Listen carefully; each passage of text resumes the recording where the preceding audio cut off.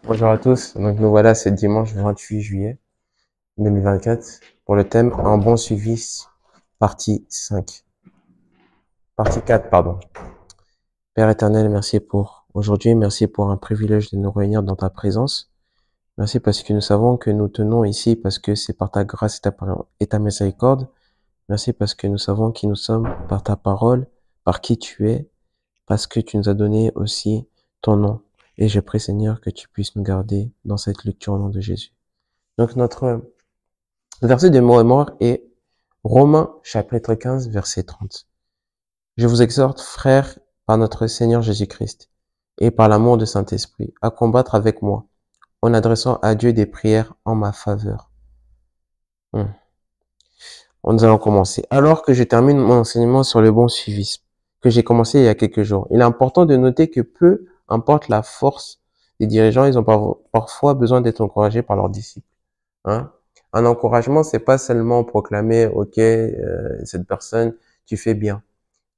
Encourager quelqu'un, c'est donner une force, c'est donner une substance. C'est quelque chose que vous faites quand vous voyez que la personne, des fois, elle est fatiguée. Parce que des fois, les fardeaux de nos pasteurs, de nos enseignants et de toute personne qui ont des responsabilités, des fois, c'est lourd. Des fois, ça demande beaucoup de courage. Et des fois, ils sont fatigués.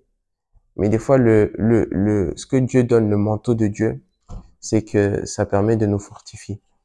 Parce que c'est seulement sa parole, seulement aussi ce qu'il fait dans notre vie, notre expérience que nous avons bâtie en lui, qui peut nous aider dans cette marche. Il dit c'est principalement parce que le leadership est plein de hauts et de bas. Pendant les moments difficiles, encourager les leaders contribuera grandement à les aider à réussir.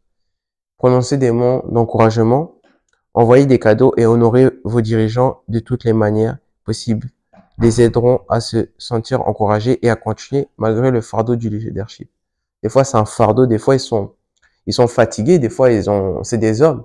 C'est pour ça qu'on dit qu'ils sont des hommes de Dieu, donc ils ont la nature humaine quand même.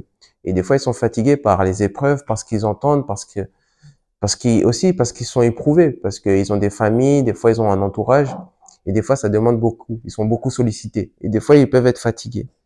Mais j'ai pris qu'on puisse être des personnes qui vont encourager nos pasteurs, pas seulement en parole, mais aussi en acte, au nom de Jésus. Il y a de nombreuses années, je me sentais découragé. J'avais démissionné de mon poste lucratif de maître de conférence pour devenir surveillant général de l'église. Et j'ai passé presque tout mon temps à prier pour les gens et à les enseigner. Il y avait beaucoup de fardeaux sur mes épaules, mais il semblait que personne n'appréciait mes efforts. Un jour, j'étais tellement découragé et fatigué de mon poste de surveillant général, puis je me suis endormi dans mon bureau. Quand je me suis réveillé, une jeune fille était dans mon bureau avec un gâteau. Elle a dit que Dieu lui avait dit de m'apporter un gâteau. Je n'aime pas vraiment les gâteaux, mais je les mangeais parce que j'étais vraiment touché par sa prévenance. Quand Dieu met dans votre cœur quelque chose pour encourager votre chef, n'hésitez pas à le faire. Cela peut faire la différence entre si le leader abandonnera ou poursuivra le travail. Des fois, nous voyons même ça notre, euh, dans notre travail. Nous voyons des fois que des personnes sont abandonnées parce que y a personne qui les encourage, il y a personne qui leur félicite sur leur travail. Des fois, nous sommes tellement habitués, c'est tellement devenu une routine on voit même plus trop les efforts de la personne, ce qu'elle passe par. On dit parce qu'elle a pris ce poste, elle a pris ses responsabilités, donc elle doit tout avoir, elle doit passer par cela. Mais si nous avons la possibilité d'avoir des personnes qui peuvent nous encourager dans nos moments difficiles et même dans nos moments où c'est un peu plus facile, si nous avons ces personnes-là, faut s'accrocher à ces personnes-là. Et aussi, il faut aider nos leaders, parce que c'est pas dur, c'est une responsabilité qui demande beaucoup. Un bon suiveur essaye toujours de réduire le stress d'un leader au lieu d'y ajouter.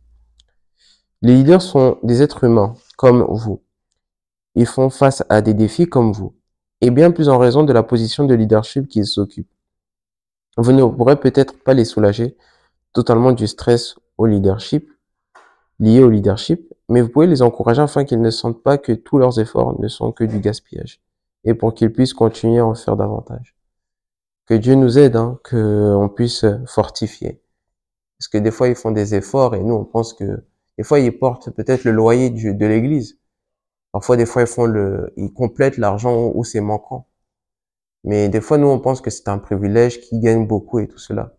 Mais ils ont aussi des familles, ce sont aussi des personnes comme nous Et il faut voir des fois qu'il sacrifie beaucoup. Donc, Dieu continue à nous aider et qu'on puisse continuer à marcher cela. Parce que c'est seulement lui qui est capable de nous fortifier même dans ces choses-là. Parce que nous sommes beaucoup limités, mais que Dieu nous garde et que Dieu nous fortifie et fortifie les leaders. Il dira ensuite que il y a quelques années, j'étais vraiment déprimé, mais ce qui m'a aidé à me lever et à continuer, c'est le message d'une de mes filles dans le Seigneur. Elle a dit, papa, laisse Dieu te porter. Votre message peut-être être ce que Dieu utilisera pour vous encourager votre dirigeant.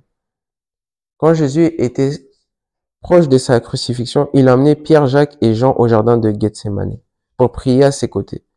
Il avait besoin de les encouragements pour la tâche qui l'attendait. Parce que même à un moment, Jésus a dit que il se voyait, il disait mais non, la croix non, c'est pas pour moi, ça m'est pas destiné. Mais quand vous voyez ce que Dieu a pour toute une nation, il va pas s'arrêter à une personne. C'est pour ça que Dieu est capable de remplacer quelqu'un. Quand Dieu a ses projets, il faut qu'ils avancent. Et il est capable de remplacer. C'est pour ça que des fois, il prend ceux qui sont pas qualifiés au départ, les personnes qui n'étaient pas qualifiées au départ pour continuer son œuvre. Et que Dieu nous aide à toujours trouver sa place en lui.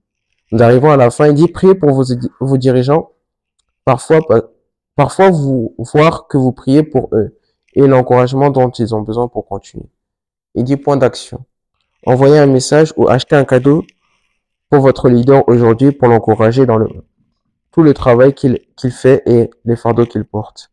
Donc, vous pouvez faire ça à votre leader. Il a dit un leader, ça peut pas forcément être votre pasteur, ça peut être quelqu'un dans votre entourage, un mentor, ça peut être votre responsable au travail. Il dit, faites un cadeau ou envoyez un message. Ça ne coûte rien. Ça va vous demander du temps, mais c'est un privilège par rapport au gain que vous allez tenir de cette semence. Que Dieu nous aide et que nous puissions marcher dans sa droiture et que vous passez une bonne semaine au nom de Jésus.